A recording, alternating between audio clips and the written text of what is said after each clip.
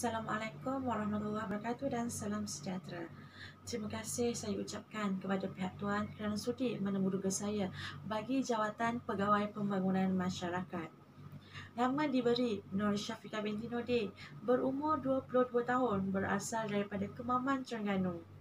Saya merupakan anak bongsu daripada 5 orang adik-beradik.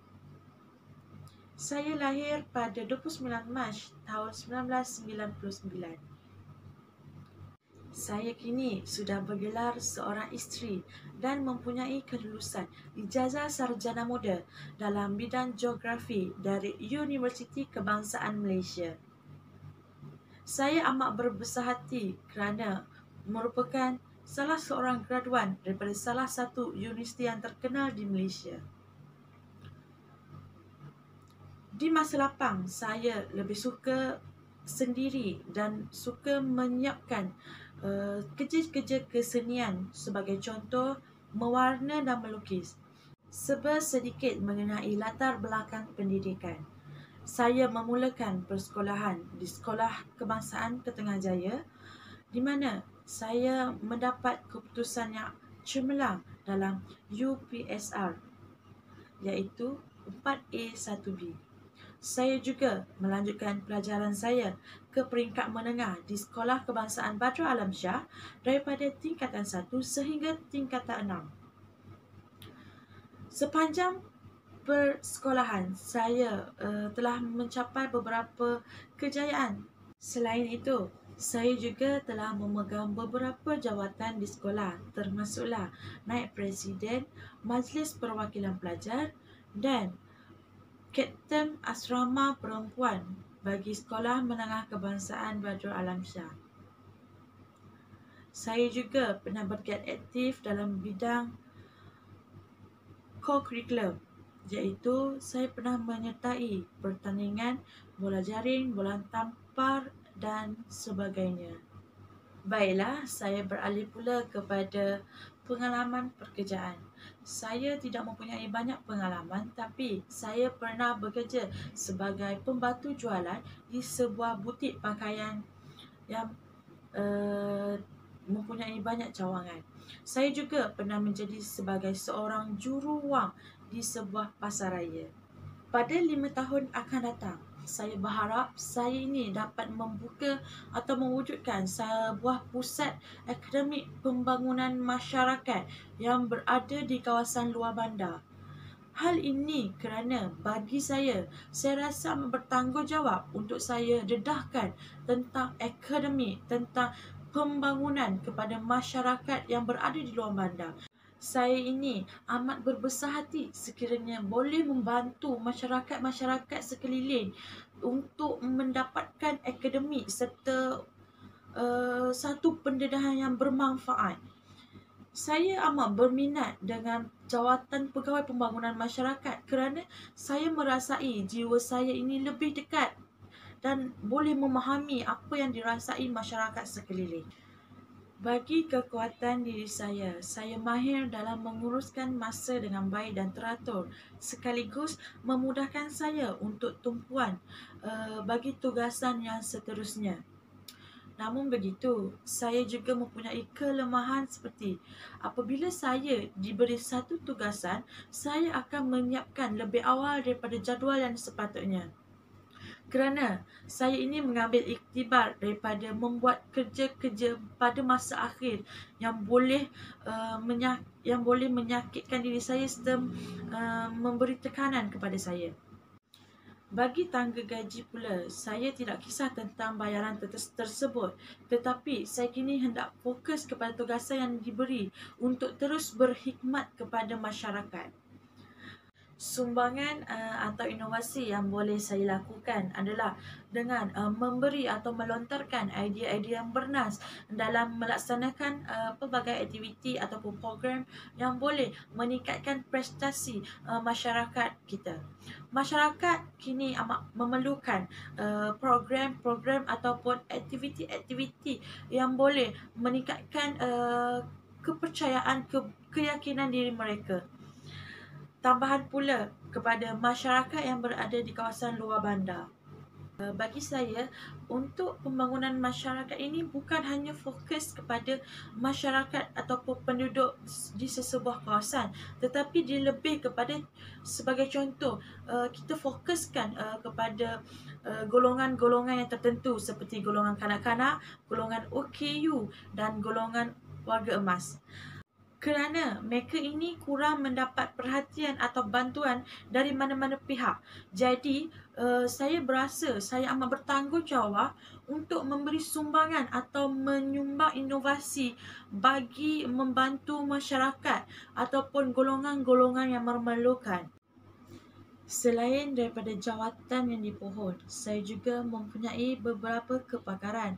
Antaranya termasuklah dalam menguruskan acara ataupun sesuatu program. Tambahan pula, saya ini mempunyai kebolehan untuk berbahasa Melayu dan berbahasa Inggeris. Selain itu, saya juga mempunyai kepakaran dalam bidang kemahiran hidup, ekonomi rumah tangga, iaitu saya boleh menyediakan satu pusat ataupun menyediakan sebuah bangunan atau dewan yang boleh memberikan pendedahan tentang ilmu-ilmu ekonomi rumah tangga kepada masyarakat sekeliling.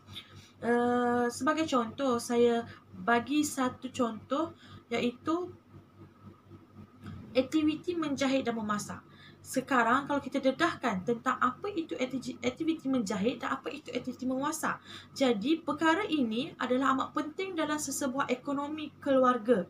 Jadi masyarakat ini boleh mendapatkan ilmu atau pendedahan melalui aktiviti-aktiviti yang saya jalankan.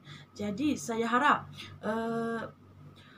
melalui aktiviti atau pendedahan yang diberi, ini boleh membantu masyarakat dalam pembangunan atau meningkatkan prestasi masyarakat. Pada pendapat saya, integriti ataupun kejujuran dalam sesuatu pekerjaan adalah amat penting. Kerana integriti atau kejujuran ini merupakan satu sifat yang tulus atau satu sifat yang diperlukan dalam melakukan sesuatu pekerjaan ataupun sesuatu aktiviti yang dijalankan.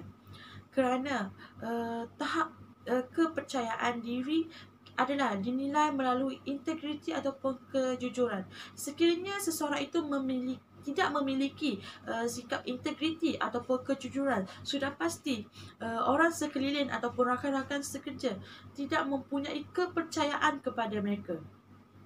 Jadi, saya berpendapat bahawa integriti dan kejujuran ini adalah salah satu sikap yang amat diperlukan dalam diri pekerja-pekerja sekarang.